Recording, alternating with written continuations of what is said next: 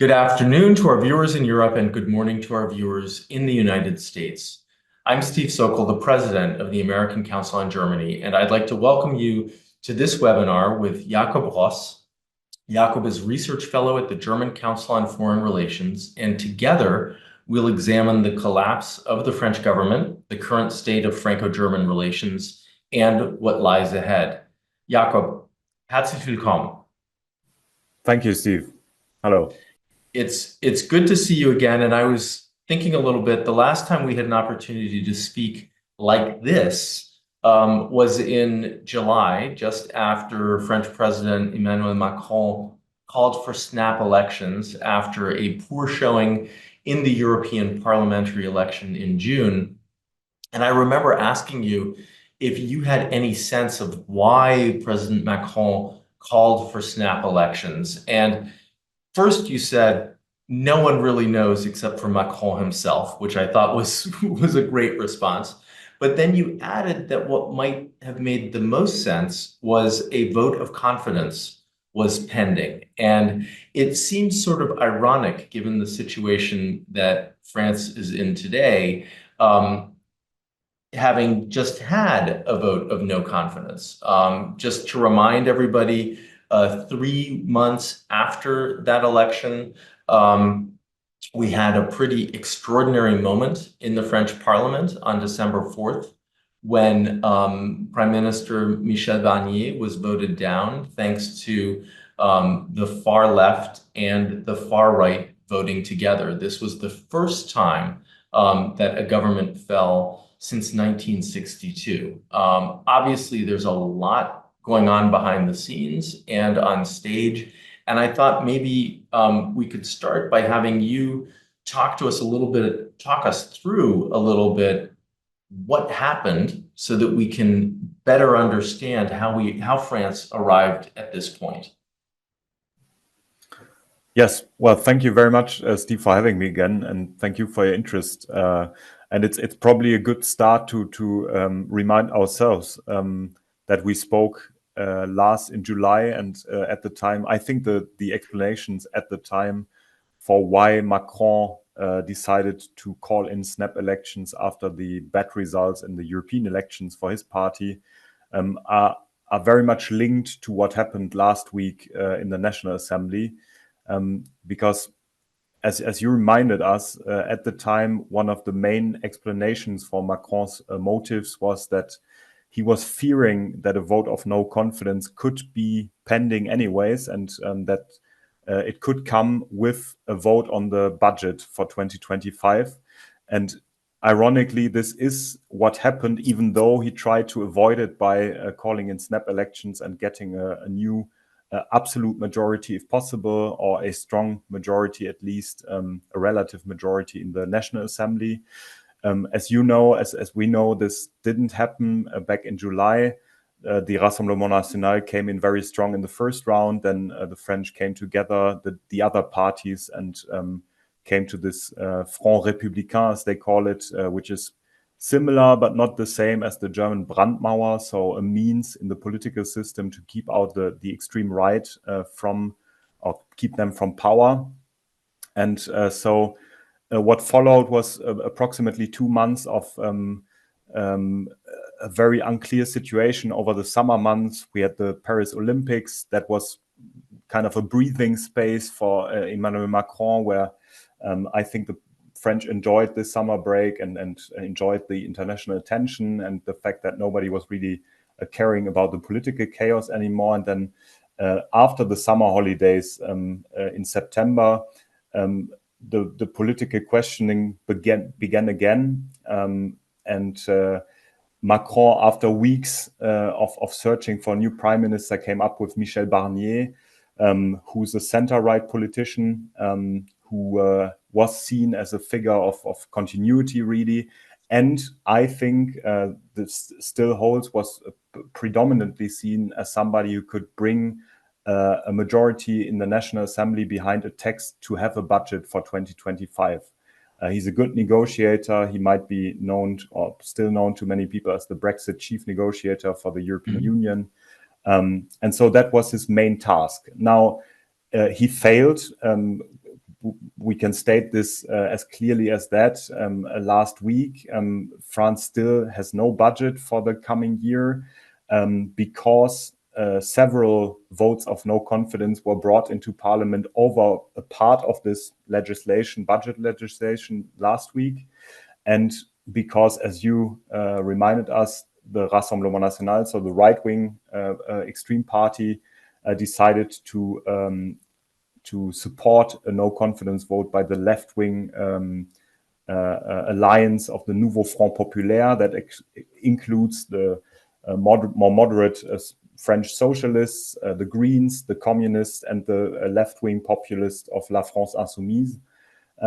So all of these parties brought down Barnier. And I think, I mean, there was a good degree of fear that this could lead to immediate trouble for France with regards to international financial markets to raise more money and with regards to the already very high national debt in France. This didn't happen so far, but since France still has no budget, we are now in a political situation where Macron at the same time needs to find a preliminary budget, or the French government, which is still in power, although not only for the transition period, has to come up with this preliminary budget. And then early next year, there will have to be a new debate on a budget for 2025. And this obviously comes with a lot of questions that we can get into with regards to aid to Ukraine, with regards to several reforms that were planned so far. Maybe just a last sentence on the potential new prime minister. Macron has had talks these past 2 days. He announced in a speech on Monday that he would like to find a new prime minister quite soon. And well, there's a couple of names floating now in Paris, but again, it's not a very, I think, not a very well-regarded position at the moment, just because the last prime minister, Barnier, had a very, very hard job. So many thanks for sort of setting the stage for us, and you've put a lot of different thoughts out there. I'd like to pick up on maybe a couple of things. One is Michel Barnier. If I remember correctly, even when Macron selected him as his new prime minister, there was some consternation in the public. There were a number of voters who really felt like, hey, our voices have not been heard. Barnier is the wrong man for the job at this time. Can you talk a little bit about sort of level of support? You did mention that he was seen by some as a figure of continuity, and that there had certainly been high hopes that he'd be able to pull the political spectrum together on the budget. But can you talk about sort of how Barnier is seen in France, was seen prior to this vote? Yes, well, I mean, you're absolutely right. Barnier was, I would say, by establishment, political figures and parties in Paris, as a person of continuity, somebody to signal to France's partners, be it on the financial markets or within the European context, that France would continue. But for many French voters, he was actually a provocation, really, because the left-wing alliance, the Nouveau Front Populaire, was actually the party who came first in the second round of the snap elections in July. They had a surprisingly high turnout and vote for them. So they were the primary force in this new National Assembly, whereas Barnier's party, the Republicans, they are in line with the old Gaullists, so center-right party. They only scored, I can't remember the exact numbers, but it was very far from being anywhere near the top. I think they were the fourth or the fifth force in parliament, behind the left-wing alliance. Then came the Macron's party, and then the Rassemblement National, so the right-wing Le Pen party. And so, I mean, many people ask why Barnier, or what was now the legitimacy of Barnier to head this government, and why he was chosen by Macron. The left-wing alliance had suggested several candidates of their own, most prominently Lucie Castet, who's a civil servant from the Paris city bureaucracy, a high-ranking civil servant, economist, who was seen as somebody who had a credible chance to be nominated as prime minister. She left the Paris administrations, so she is still in politics, and she was speculating now that this could be a second chance for her, but it doesn't look like it. But Macron apparently didn't trust her to form a government and to survive even days or weeks without a vote of no confidence. And for many people behind this was Macron's fear that she would call into question his pension reform, his reforms on the labor market in France, and all of the reforms that, at least again by establishment parties or right-wing liberal parties in France, have been seen as successes of the Macron presidency. He managed to attract a foreign direct investment to France. France came first several years now before Germany in attracting these investments. So all of this could have been called into question should Castex would have been nominated prime minister. But again, you're totally right. Barnier was never really a popular choice with the French electorate, which now, I mean, is fueling the same voices, and most prominently on the extreme left of the political spectrum, who say it's undemocratic. Why is the president choosing prime minister after prime minister when we, as the left-wing alliance, came first? Again, just the last sentence, because this is something that is very or came in just a couple of hours ago. Macron is speculating that he can take the moderate left out of this alliance to convince the socialists that they work with him and work with the moderate right-wing party and the liberals, and separate them from the communists, from the Greens, and from the left-wing populists. And I mean, there is some signs that they might be ready to do that within the Socialist Party. But again, I mean, it's all moving very quickly in France. Yeah, I mean, there's a lot happening, and it's hard to follow in real time. But sort of picking up on your description of the political landscape and what's happening in various corners of that landscape, Macron gave a speech where he was very critical of the fact that the far left forces and the far right forces had united in this vote of no confidence, and even sort of described them as, quote, an anti-Republican front. And there's been a lot of discussion both in France and among those who are observing France about sort of the political chaos that we're seeing unfolding at the moment. What's Macron's standing at the moment, particularly when he chides other politicians and political factions for the actions that they've taken? He's very unpopular, which is, I should say, before developing, is not an uncommon thing. The French are usually very critical of their presidents once they have been in office for 2-3 years. But I think at the moment, 75% of the French electorate says that they think Macron is a bad president and is bad for the country. So a very low status in the political realm for Macron.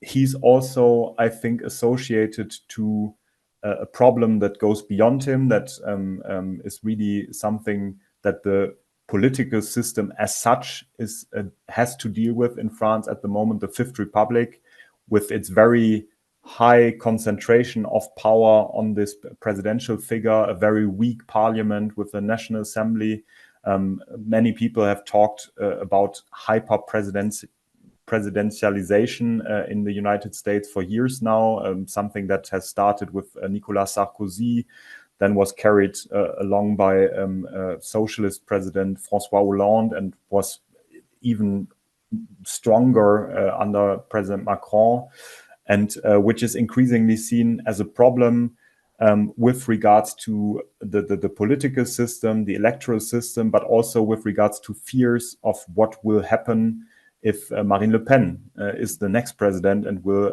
inherit all these powers and this very strong position, institutional position in the French political system. So again, I think that is something that is discussed, maybe not in the broad public, but at least in political circles in France. And for the broad public, and I think this is interesting also from an American perspective, this weekend was a very good example of how Macron tries to evade this unpopularity inside France and show himself on the international stage when with the reopening of Notre Dame, when he was receiving heads of state in Paris, including President-elect Trump, but also, many heads of state and government, I should say. Giorgia Meloni was in Paris as well. So that's, I would say, that the corner that he has still left for his popularity. And I think that's also a good indication of how we will try to strengthen his role and his standing also in the French debate in the coming months and years that he has left. Yeah, Jakob, it was very interesting to see some of those images and shots of President Macron with President-elect Trump and Vladimir Zelensky as well, and sort of Macron sitting between the two of them as kind of the convener to have some very important conversations about the future of Ukraine. So, the optics on the international stage were quite good, while there's this political chaos on the ground in France. I'd like to come back to something else, which is the catalyst, it seems, for what we've seen unfolding is, as you've said, the 2025 annual budget, which makes it seem like it's going to be even harder for France to address some of its economic issues. And we can get into that in just a second. But one of our viewers wrote in that here in the US, if there's no budget, it means that there is a government shutdown. What does the inability of France to have a budget for 2025 mean for France? Well, it's an interesting question, because the reference to US government shutdowns that, as we know, have happened these past years on several occasions are very present in the French debate. So people talk about the US example as something to avoid, really.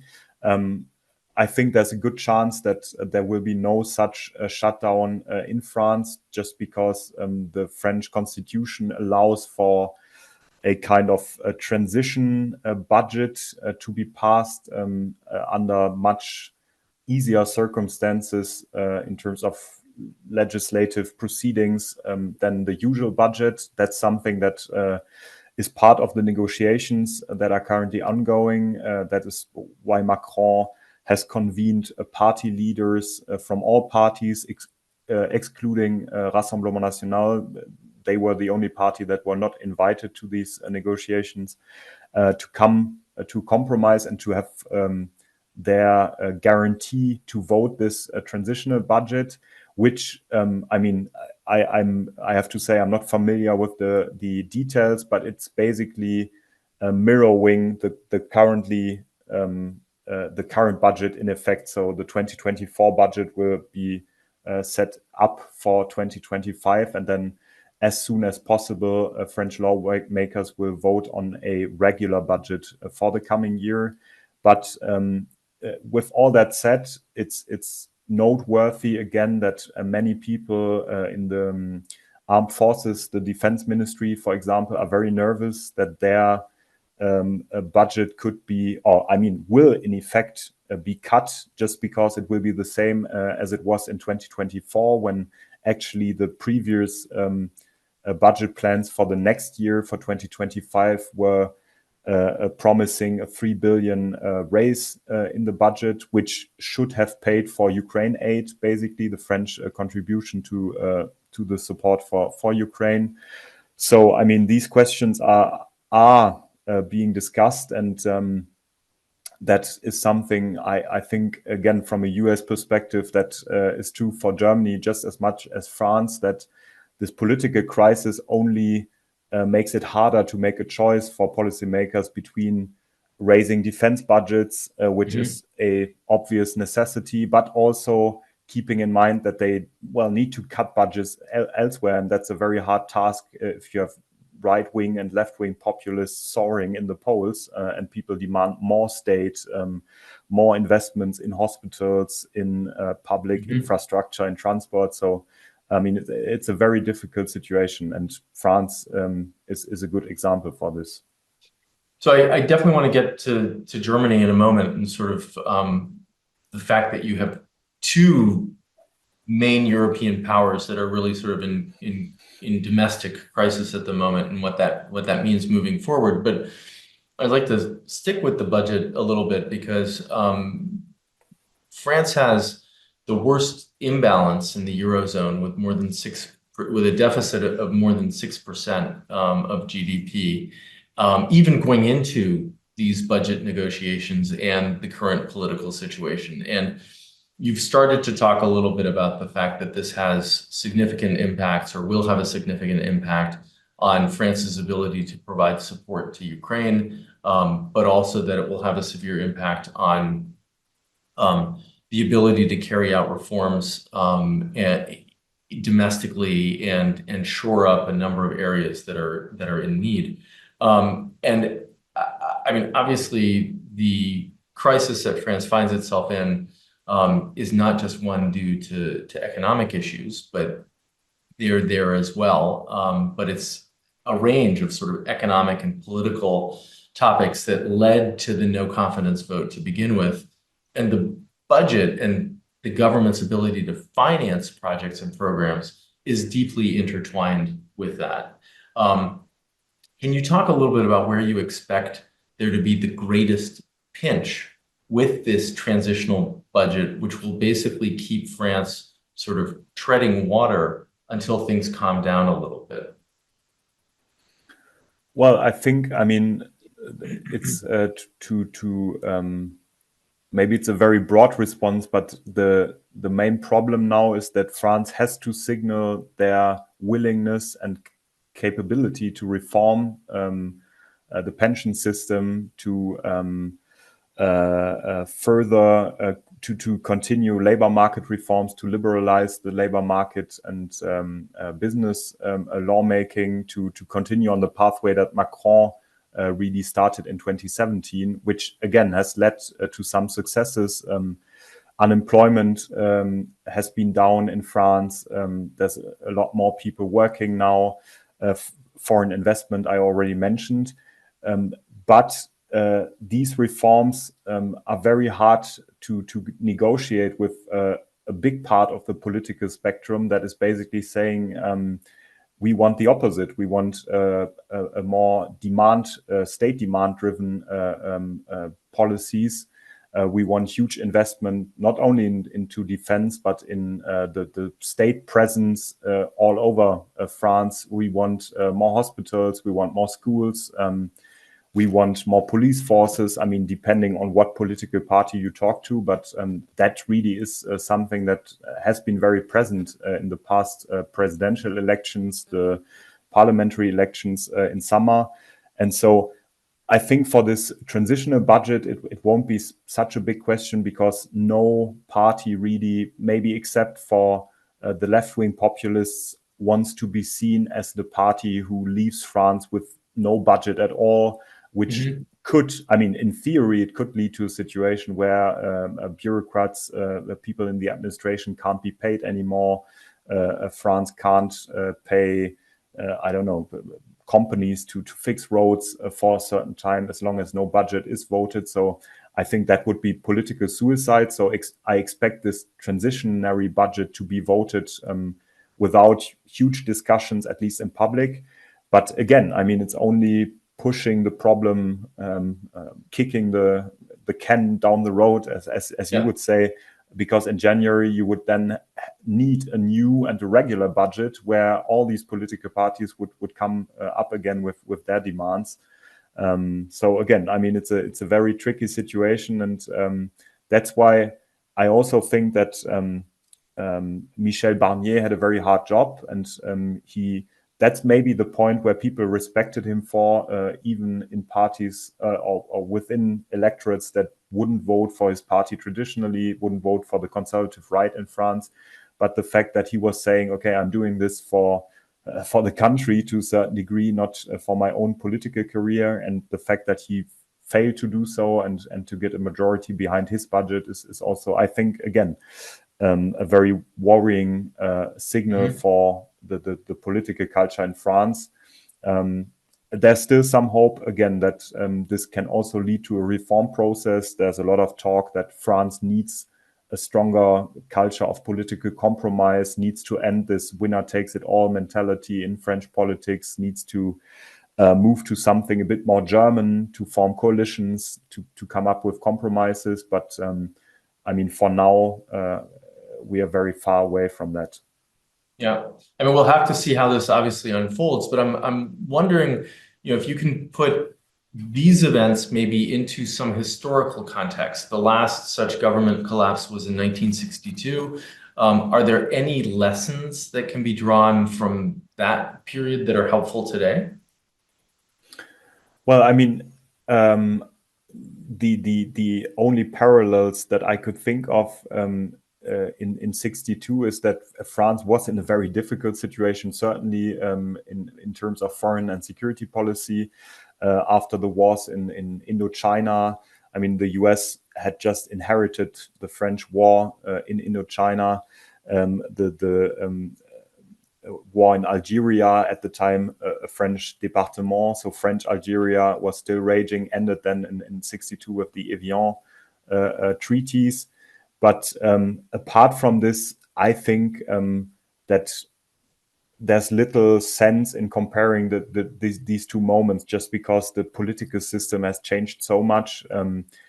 But the Fifth Republic, as it was set up after or in 58 by Charles de Gaulle and his fellow,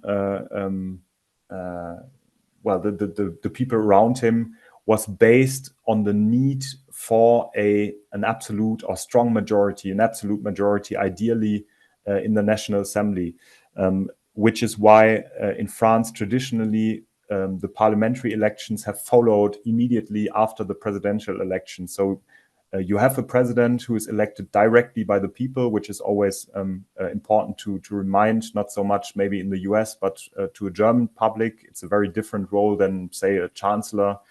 So he's elected directly by the French people, and he then asks for a mandate, a strong mandate in the National Assembly to carry out his political program, which has been the case over decades. French presidents were elected and then got a majority. I mean, then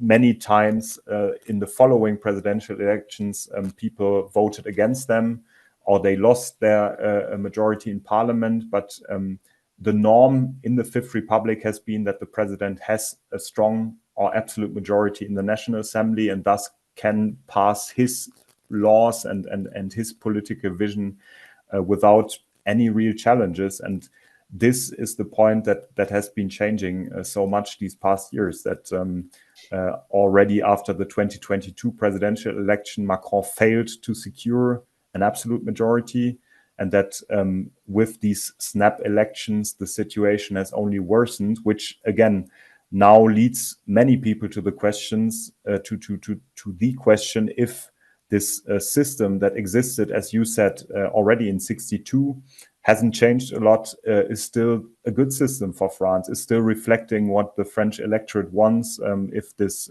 search for absolute majorities for winner takes it all political systems is still up for the tasks of today. And there is a lot of talk at the moment about reforming the electoral system as a first step to bigger reforms of the constitutional system in France. And I think that has to be part of the discussions that the new prime minister, but also President Macron, can give political space to in the coming months to get out of this sense that France is really in a how do you say Sackgasse in English? In a cul-de-sac or in a dead end. In a dead end, yes, that's the feeling for many. Yeah, I'd like to stick with Macron for a moment, because not only does it seem as if French politics is in a little bit of a dead end, but from the time that he was elected, it seemed almost as if Macron was somewhat of a lame duck, because he only has until 2027 to be in office. And so I'm curious sort of what the outcome of this confidence vote really means for the stability of Macron's government moving forward. And before you respond to that, let me just tell everybody that you recently posted a piece in English that looks a little bit at the French political landscape, which I'm happy to add to the chat for people to look at. But I think this question of stability of the Macron government is one that merits some conversation. Yes, and thank you for referring to that piece, which really picks up on the question if France has a leadership problem, which is an institutional problem, really. And I think the stability question, I mean, one way to look at it at the moment is, and many people in France frame the question like this, is to ask, is this really only a political crisis, as we have seen repeatedly in France these past years? Or is this really a phenomenon that shows that we have more of an institutional crisis or crisis of the political system, which goes beyond Macron's government, which goes beyond Barnier's illegitimacy at the head of the government, and which really shows that, again, the political system in France is in a dead end. I think, and I mean, this goes back to what we have discussed so far. Macron is now caught between his very active role on the European stage in international politics, where he has been playing and wanting to play a very active role, and the domestic politics in France, which force him to be present, which constitutionally is not at all his role. I mean, he shouldn't govern, but really be at the outside of day-to-day politics and decide on the big lines. He hasn't been very good at this during the past 7 years, and he won't change, I think. So he's very involved in the current political process in finding a new prime minister, for example. But I mean, if you want to put it to a concrete example, you may have followed the discussions on the Mercosur European Union Free Trade Agreement. Many people in France now have the impression that Ursula von der Leyen, the president of the European Commission, and the Commission kind of took the opportunity of the chaos in France to push through this free trade deal that France has been criticizing. France was opposing. France was doing everything it could in Brussels to oppose the signing of this deal. That has now been pushed through. I mean, it needs to be ratified still, so there's some time for France to organize what people in Brussels call a blocking minority. So this could happen, but again, it puts Macron in a very difficult situation, since he doesn't want to be seen as somebody who's obstructing a new free trade deal that is seen as very important to the European Union, to signal that the EU is still capable of striking these kinds of deals in this case in the Mercosur, South America region, not to leave too much space to the incoming Trump administration, to China, to other actors. while at the same time, Macron knows very well that it will make him hugely unpopular if he doesn't succeed in obstructing this deal domestically, because French people working in agriculture are viciously opposed to this. It has been framed in the French public debate, in French media, as one example of globalization hurting French interests, of cheap products flooding the French market and killing small French businesses. So I mean, it's a prime topic for left and right-wing populists to attack the so-called globalist elites, be it in the Elysee or in Brussels. And I mean, that's just one example, I think, of the many problems that Macron has to deal with between his international understanding what France's role should be and the domestic pressure that is really building up on his government and himself.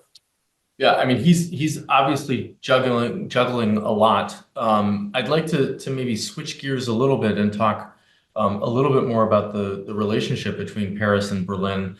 Obviously, a topic that you follow very closely, but also pick up on your article, but also something else that you just said, that there's this interesting concentration of power that the president actually has, and given the sort of political instability, but also the popularity of Marine Le Pen, there is a chance that she could become president in 2027. And so the question is, sort of coming off of the collapse of the current government led by Michel Barnier, is Germany ready, or is Germany preparing itself for a time after Macron in France, and potentially with someone like Marine Le Pen?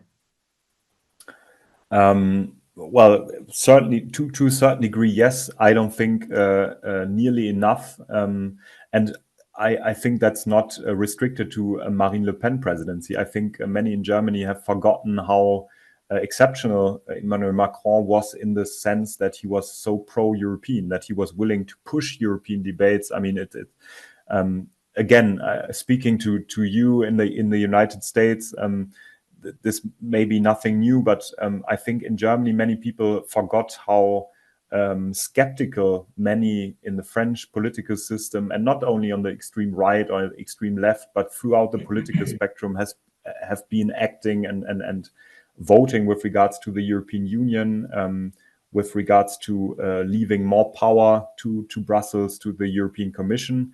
And I think that this will change regardless of if Marine Le Pen wins the next presidential election, or if it will be somebody else, maybe a center-right candidate. So I think that Germany needs to prepare for that.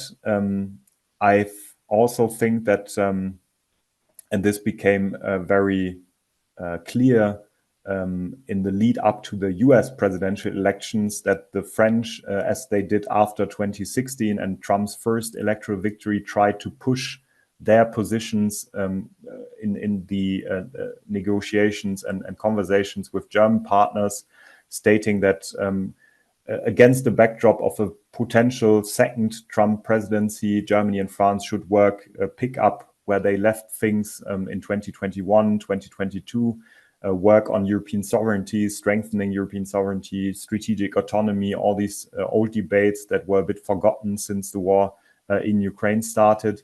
And many of the German partners answered their French counterparts, well, why should we get on board with your ideas when in 2 or 3 years Marine Le Pen could be the president in Paris, and then we would have engaged in a partnership.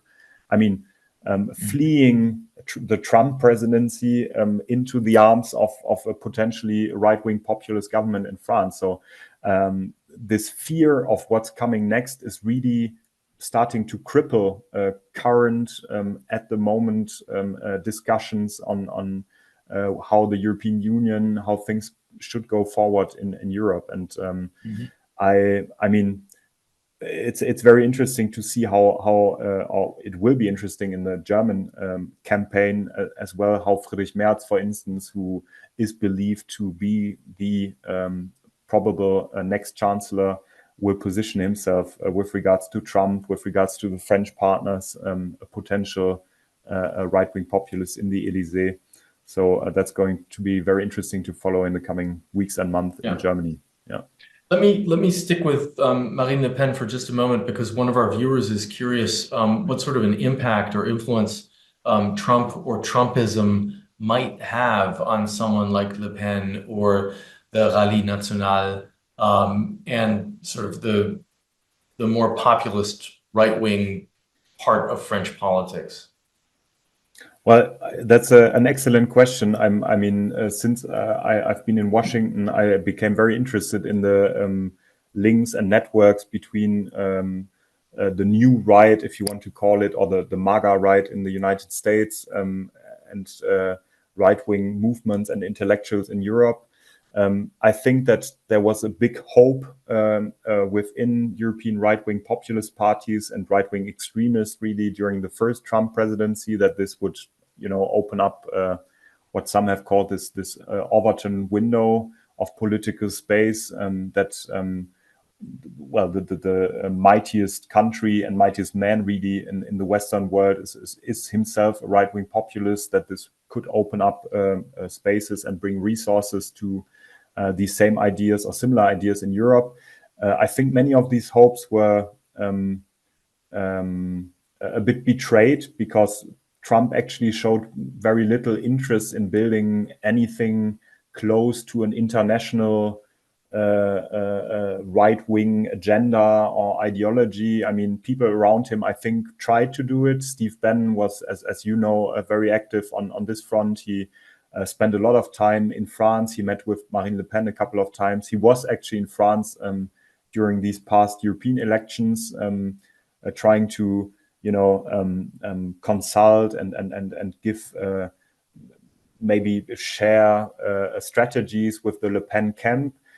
But they have been very reluctant to accept that, because they nowadays, I think, are really concentrating on their national strain, on their national debates. And it's very hard for the Rassemblement National and Marine Le Pen really to be seen as, connected to some kind of international network, be it CPAC or the Steve Bannon networks, because many French voters will then say, well, I mean, you are criticizing what you call the globalist elites, and yourself talking to people from the United States who have nothing to do with our debates, who know nothing about our problems here in France. So it's a very fine line to walk for right-wing extremists and nationalists really to have these kinds of contacts. Again, I mean, many of the shooting stars of the French hard right, Jordan Bardella, who's the president of Rassemblement National, have been active in these networks in the past. Bardella attended CPACs in the last years, I think one in Budapest, in Hungary. But the Rassemblement National really seems to have cut these links and is really concentrating on its own national oppositional role. There's another French right-wing party, Reconquête, led by Éric Zemmour, who's much more willing to engage in these conversations with the US. I was struck to see that Sarah Knafo, a very young member of the European Parliament and very close to Zemmour, was in the US twice these past months. She was at Mar-a-Lago in early October, and then again in the US for the electoral night, really to follow these debates. And she has been a fellow with the Claremont Institute, which is trying to build these kinds of networks internationally from California. So these network exists, but I think the Rassemblement National is a good case in point how difficult it is for nationalist ideologues and politicians to be seen as constructing international networks, because I mean it's in their nature to concentrate on national topics and issues. Yeah. So as we sort of wrap up, I want to come back to sort of the state of Franco-German relations. As we've alluded to, and as many of our viewers know, I mean, Germany is facing its own political and economic difficulties at the moment. We are dealing with a situation where there are government collapses both in Paris and Berlin, and this will have an impact as we try to address European issues, right? We're very early in the forming of a new commission following the summer elections at the EU level. We have a new administration in Washington, and so undoubtedly the political chaos in Germany and in France could have an impact on transatlantic relations. And so as you sort of look at the situation in both countries, but also the relationship between these two countries, which often have been touted as the motor, the Franco-German engine of Europe, which we've seen sputtering in recent years. What's your assessment of sort of the path forward for Europe, but particularly the path forward for the relationship between France and Germany? Well, I would again, I think, start with Friedrich Merz, just because he's attracting so much, I think, attention and also hopes, really. I mean, I see that and hear that in Paris all the time, that people are so disillusioned with regards to the Franco-German relationship between Chancellor Scholz and President Macron, that they are, I think, over-expecting with regards to a Merz coalition government in the next summer, starting in next summer. But Friedrich Merz has been very active on this front. I mean, he has wrote two op-eds, one in the French daily Le Monde, which actually came out the day after Trump had been re-elected, where he is calling, or was calling, for a stronger European response, for more European coordination with regards to the aid in Ukraine. He was very critical of the fact that Scholz canceled the Rammstein meeting back in, I think, early October, when Biden had canceled his participation due to the hurricane at the time. Merz was saying, I mean, if we can't even organize these kinds of meetings to support Ukraine, if the US president can't be with us, then, I mean, what's our role really? Don't we need to do better in the future?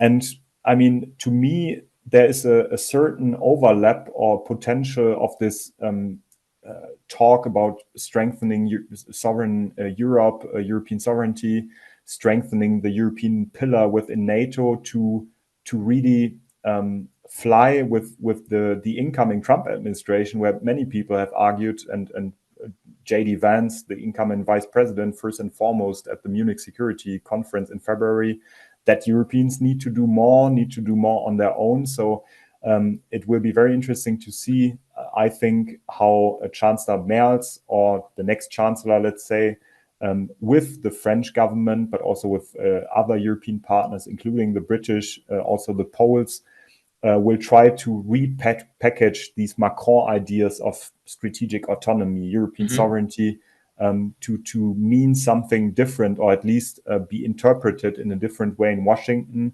not as Europe is pulling away from us within the broader West, but more like a European is trying to pull its weight through these concepts, and that maybe we need French ideas to get Europe on its own feet, because the German government and the German political class has been so used to depend on American or US security guarantees that they can't really imagine a Europe without the US, which is not what I think the French want. I think that there's a certain realism nowadays in Paris, that there's no way Europe, the European security architecture, can function or should function without the United States, but they are at least willing to think it through to a certain degree. So I think that's a way forward. And maybe just another sentence, it's also very interesting to see that, as you rightly said, that the Franco-German engine has been sputtering, that others are trying to fill the void, really. I mean, the Poles have been very active in organizing meetings, especially with the Baltic states and the Nordic states, to come up with new innovative solutions to support Ukraine in its very difficult situation, and especially to come up with something that they can show to the Trump administration once they move in at the end of January. So I think, I mean, at least for Poland, there's a huge deal of opportunity here, which might be good for Europe, really, because they now have to show that they are not only criticizing France and Germany, but that they also can bring constructive solutions to European problems to the table and to unite other countries around their positions. Well, on that note, let me say herzlichen Dank and merci beaucoup. It's always great to talk with you, and I certainly learn a lot from your insights and your understanding of what's going on in France and how that's shaping the relationship between France and Germany, but also putting it in the broader context of what's going on in Europe more broadly and with the transatlantic partnership. So once again, thank you very much for joining us today, and I look forward to continuing the conversation. Thank you very much for having me, and let's hope it's not too soon with the next government crisis in France, but it's always a pleasure. Exactly. Thank you.